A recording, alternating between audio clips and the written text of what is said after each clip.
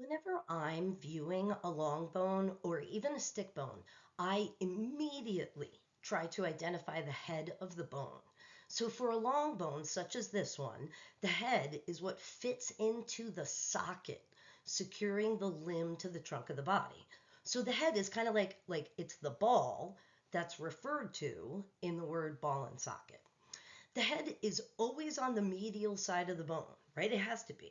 So that means that for either of these bones pictured here, we would have to imagine the head of this bone at the trunk of the body, connecting to the body.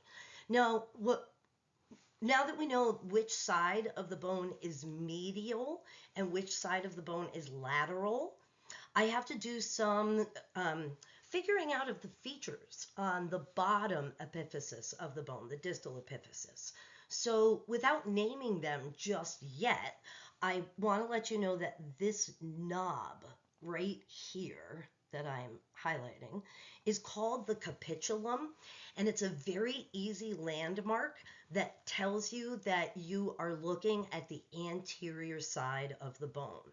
So now knowing that the bone on the left side of the picture has the head medial and you're looking at the anterior side of the bone, imagine it fitting onto your patient standing in the anatomical position. And that means that this bone is a right humerus. Let's look at the top portion of the bone here, which is called the proximal epiphysis. That term, proximal, means that it's the end of the bone that's closer to the attachment point of the bone to the trunk of the body. The word epiphysis, it just means end. And so the shaft of the bone, which connects the two epiphyses, is called the diaphysis. The next slide after this, it goes through some of the features on the distal epiphysis, but let's take a look at some of the important features that are on the proximal epiphysis. One feature of which we already know is the head, which is colored in a lighter color right there. So if you're presented with a posterior view as pictured here, this is posterior and this one is anterior.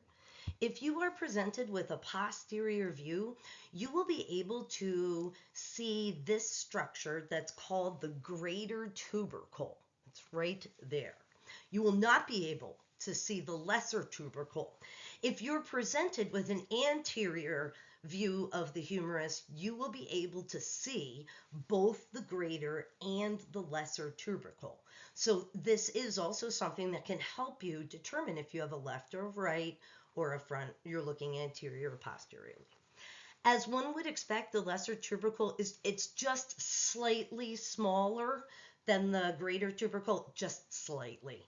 Between the two of these, between these two tubercles, is something that is given a great name, the intertubercular groove or intertubercular sulcus. There are some references that call it the bicipital groove. We're not gonna call it that. It is the intertubercular because it is between two tubercles, right? The prefix inter means between, and this groove is definitely between these two tubercles. Just as a side note, the word tubercle means like tuber, like potato. Potatoes are tubers. So it's like this little round knob. And again, these structures, both the lesser and greater and the groove, can be seen from an anterior view. The posterior face of the humerus, it actually has a really memorable feature in it that is called the olecranon fossa, or olecranon, I've heard that as well. It's a depression, and it's on the posterior side of your humerus. Put your finger on the back of your arm just above the elbow.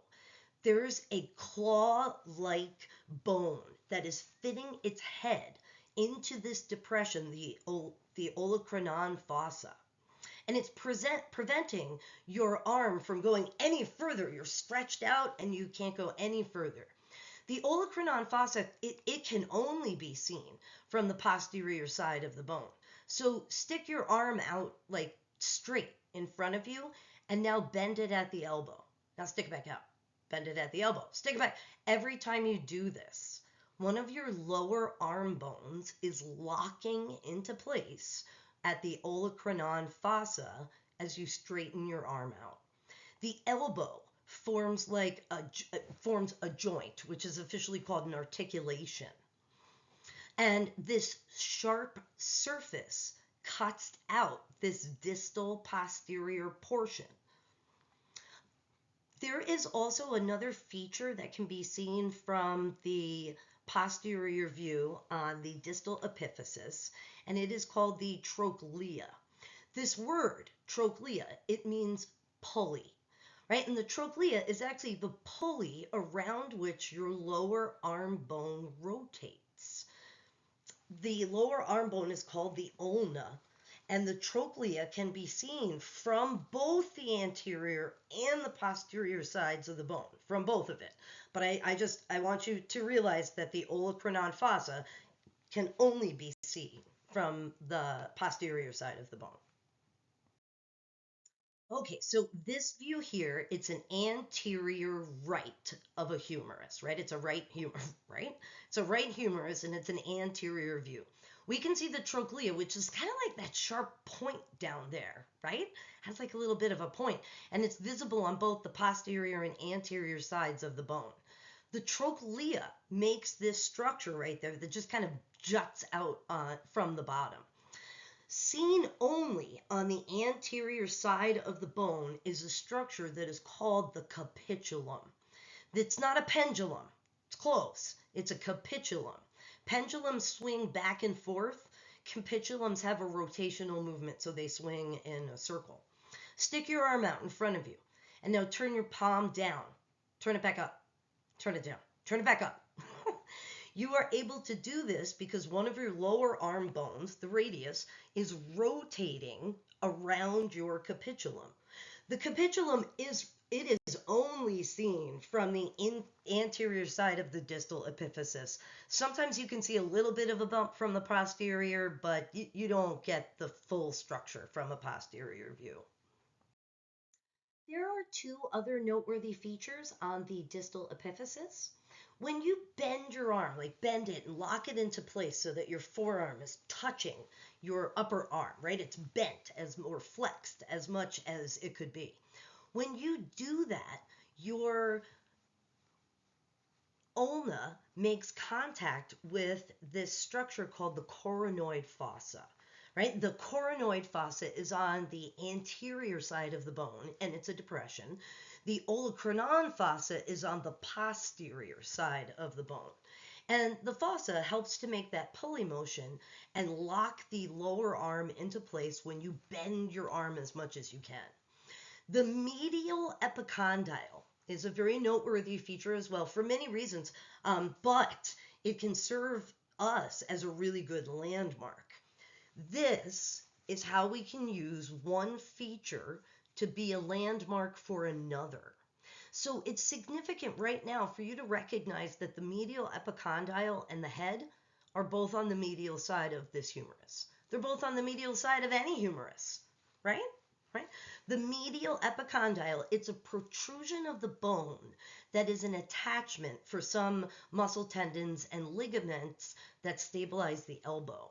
And so it takes the prefix of epi, meaning on top of, and it takes the term condyle because it refers to an attachment point.